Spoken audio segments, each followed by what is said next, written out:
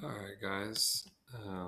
This will be the first of probably at least two, if not three, for the Great Depression here. Um, Hopefully, you have taken care of business on the first presentation.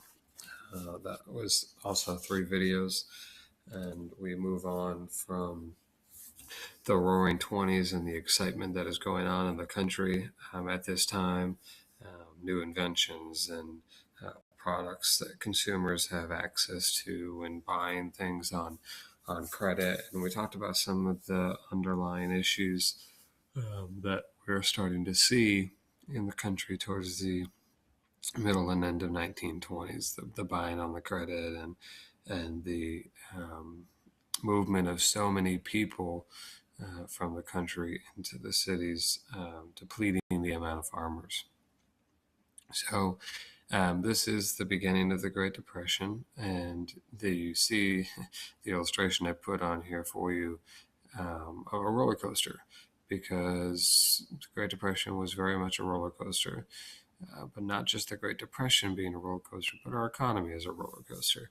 Um, the natural business cycle has ups and it has downs. Unfortunately, because of the way that the direction the country was going in the 1920s, this was a very big down. We have had recessions in the past before the Great Depression, and we've had recessions since then.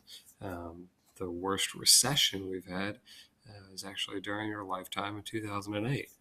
So our economy is not immune to complications. It's not immune to downfalls. The way that we have the economy set up, though, we hope that those downfalls are limited. So, before we get into the notes, I would like to show you the U.S. debt clock. If you've never seen the U.S. debt clock before, I think it's really neat to see how poorly our country is with money. So, over here is the biggest number, the U.S. national debt, $21 trillion. This number has gone up about $5 trillion since I started showing this. And so that just gives you an idea that we're gaining about $1 trillion a year to our national debt. And that would be $64,000 per U.S. citizen. Now that's elderly, under 18, whole 9 yards. If you just take a taxpayer, that means people under the 18 don't really pay taxes, and people over 65 don't really pay taxes. So the working people, it's about $174,000 per person. So that's quite a bit of money. Some of the other numbers to pay attention to, you're looking at student loan debt. I am definitely part of that number. Mortgage debt, definitely part of that number. Credit card debt, I'm part of that number as well. So our personal debt is up 139% compared to where it was several years ago. Now, personal debt is anything. It's car debt, it's a mortgage, it's credit card loans, it's medical bills. I mean, personal debt is a variety of different numbers. So I'm going to move on to the next to the slides here. But if you want to go back and check this out, look at some of these numbers. You could even do the world debt clocks and state debt clocks. So it'd be interesting to go back and look at South Carolina. I'm not going to do that right now, but when you're done with this presentation, go back and look at these numbers a little bit more.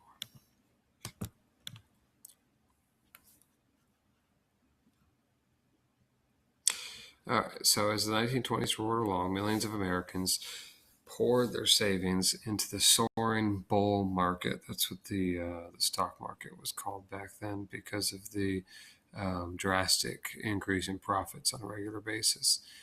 Excited investors bought and sold stocks based on tips from friends and brokers. Many investors amassed huge fortunes on the strength of rising stock prices. Families who had to scrimp and save at the beginning of the decade found themselves fabulously wealthy by its end. George Meehalls described how he was caught up in the Wall Street fever. One day, one of my customers showed me how much money he was making in the market. I bit with what you folks call hook and line and sinker, as a typo there. All the money I took in, I put into stocks. The first day of October 1929 made me feel like I was rich. The stocks I'd bought had gone up and up. Problem? October 1929 is when things start to go down. So he got in just a little bit too late. All right, so in 1928 presidential race, we're dealing with Herbert Hoover. A little background information on Hoover. He was born in Iowa and then became an orphan as a child after both of his parents had died. But he made up for it because he graduated from Stanford University. And then from there, he became an engineer and accumulated a vast amount of wealth. And then he decided to retire to become a public servant. So he decided in his retirement years to put together his plan for the economy, his plan for the United States to the vast growth. And because he was wealthy, I don't think he really understood the underlying problems of the economy at the time. And he didn't really do much to the economy. And that led to eventually the downfall. So the 1928 presidential race, this is after Warren G. Harding died. Remember, he was only president for about a year and a half. Then Calvin Coolidge becomes president.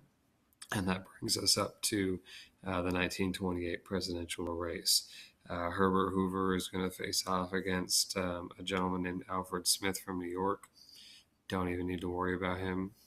I've never heard of him. You'll never hear of him again. So Hoover obviously wins.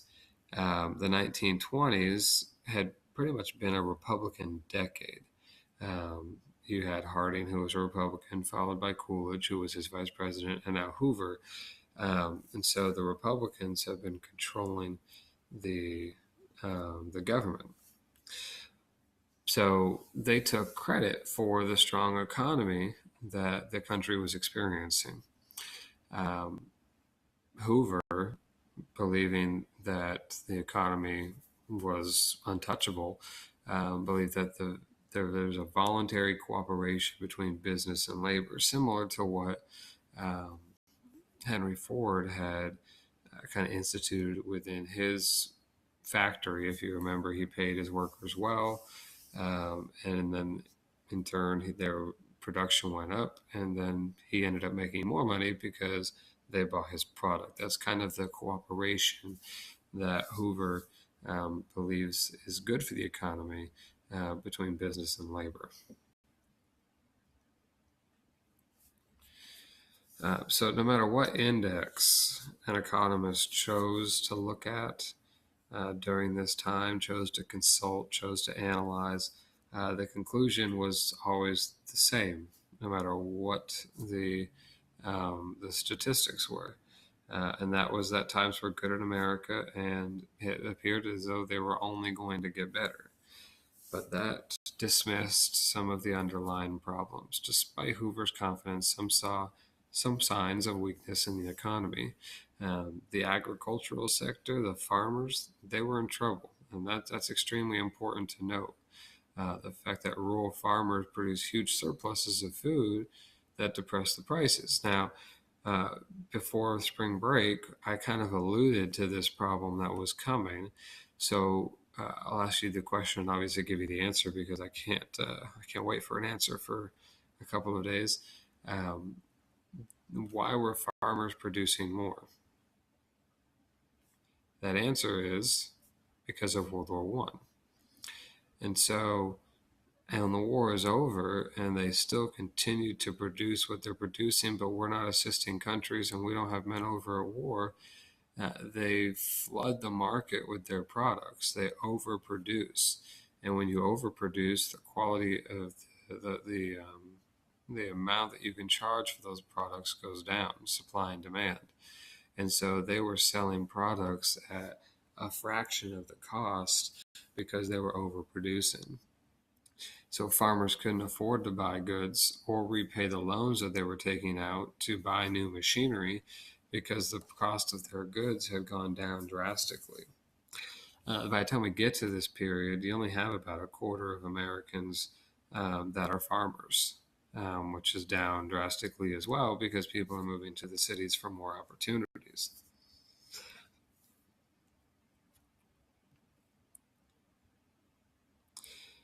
Here is an image of a farmer back in the 1920s.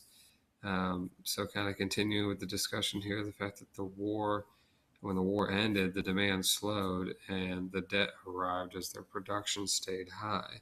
So farmers were failing to sell their huge crops, in return failing to sell their debt. So this is a perfect example, and it's actually ironic that the jacket is covering up the shell sign and it says hell, because that's the direction the country is going. What you see here are a group of farmers who actually have turned over to the side of the road and are dumping the milk that they have produced because it costs them more to bring that milk to the market to sell than it would be for them to just eliminate the milk. In a sense, they are depleting the supply in hopes of increasing the demand. And if that doesn't make sense to you, when I finally get back to the classroom, we can talk about that, because that's pretty important. All right, so a little bit of review here with some new information.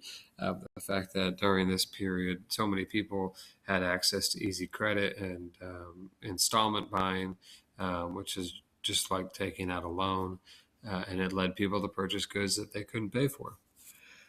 So by 1929, we as Americans had racked up more than $6 billion in personal debt. And that's more than double the 1921 level. So within 8 years, we've doubled the amount of debt that we have as individual consumers. And you saw just a second ago that today we're up about $21 trillion. So from the overproduction of farmers to the underconsumption of the lower income industrial workers, the economy was unstable. The roaring 20s, yeah, there was a lot of good things going on. But these people who were low income, they weren't doing very well, and that was a good portion of the economy. You're really only looking at probably 30 to 35%, maybe a little bit more than that, of the economy, of the consumers that are actually doing well. Everybody else is either buying goods they can't afford, or they're poor farmers overproducing their products, which is a bad situation to be in. You also had rising wages that masked an uneven distribution of wealth. So you have factory workers that their wages are going to rise by 8%, but their output increased by 32%.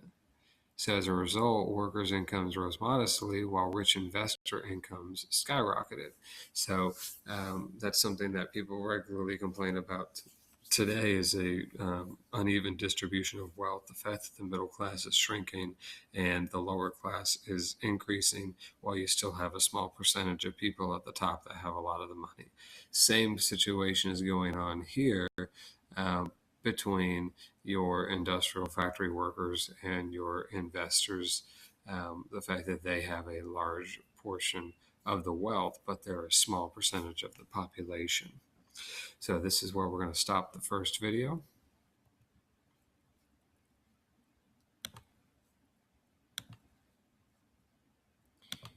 If I can